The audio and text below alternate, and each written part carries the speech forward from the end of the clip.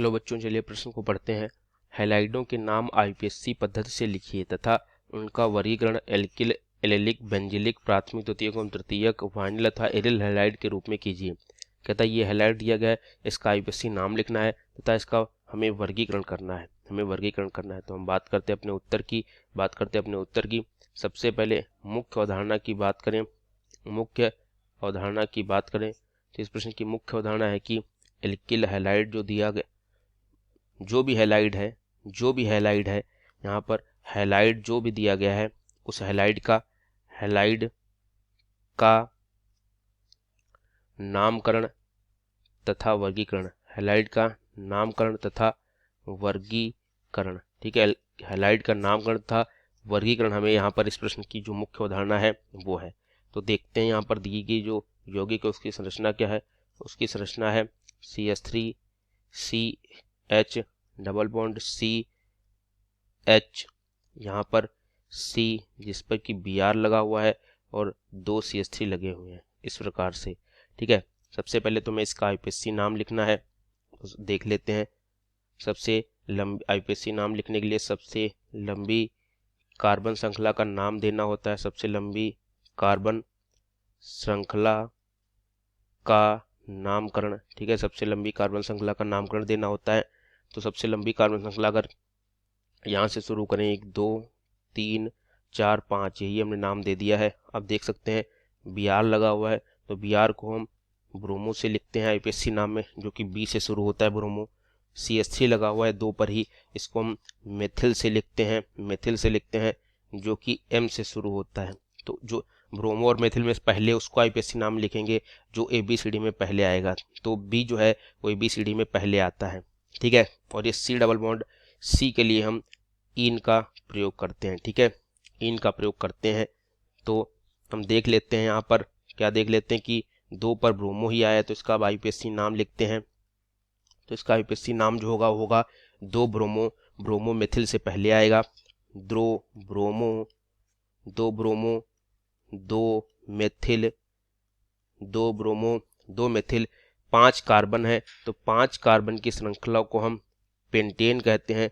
लेकिन यहाँ पर एल्कीन है तो 2 ब्रोमो 2 मेथिल पेंट 3 पर एल्कीन लगी है तो पेंट 3 इन, जहाँ पर एल्कीन है वहाँ पर इन का प्रयोग करेंगे। तो ये इस दिए गए यौगिक का आईपीएससी नाम होगा 2 ब्रोमो 2 मेथिल पेंट 3 इन।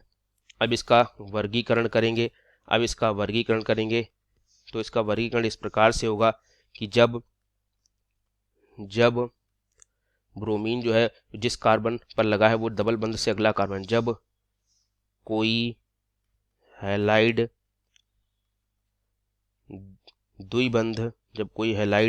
द्विबंध से अगले कार्बन पर जुड़ा होता है, जब कोई हैलाइड द्विबंध से अगले कार्बन पर जुड़ा होता है तो उसे हम एलिलिक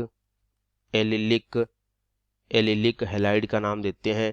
तो उसे हम किसका नाम देते हैं, तो उसे हम बच्चों एलिलिक हैलाइड का नाम देते हैं।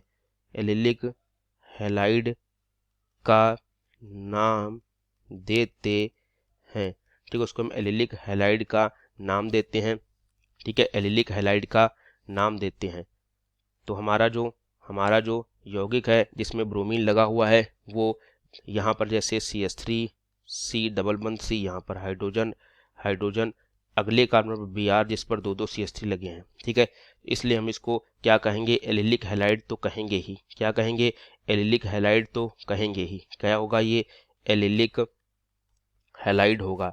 लेकिन जो ब्रोमीन जिस कार्बन पर लगा है उस पर ये कार्बन श्रृंखला, ये CH3 मतलब है कि ये कैसा हैलाइड है, एलिलिक हैलाइड तो है लेकिन कैसा है, तृतीयक एलिलिक हैलाइड है। तृतीयक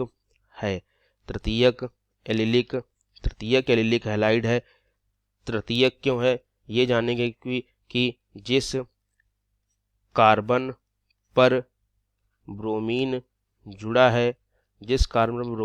है उस पर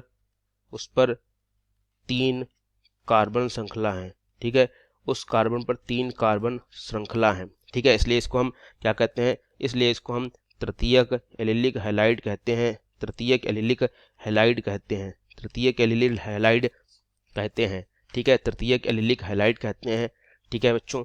तो उम्मीद करता हूँ आपको ये उत्तर अच्छे से समझ आया होगा। धन्यवाद।